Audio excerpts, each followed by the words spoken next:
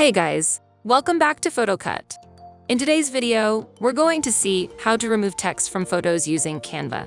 Firstly, load the image in Canva. Then click on your photo and select the Edit Photo option. After that, click on the Magic Eraser option from the left. Then select the appropriate brush size according to your object. Select the object you want to remove from the photo and keep erasing it until it's very clean. And your cleaned image is ready. But there's an even easier way you can do this. By just using your phone. Start by downloading the PhotoCut app, using the link provided in the description below. After installing the app, open it to discover its numerous features. It's designed to boost your creative potential in ways you never thought were possible with a mobile app. Begin by selecting the Remove Text feature. You will then have the option to choose an existing photo from your gallery or capture a new one.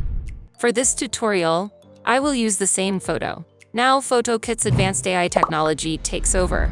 It operates swiftly and efficiently, eliminating the need for any manual intervention on your part. And just like that, all the text is removed from your photo, leaving it ready for any creative endeavor you have in mind. However, PhotoCut's offerings don't stop there. When exporting your edited photo, you are given the choice between PNG and JPG formats. Moreover, PhotoCut ensures that you don't have to compromise on quality.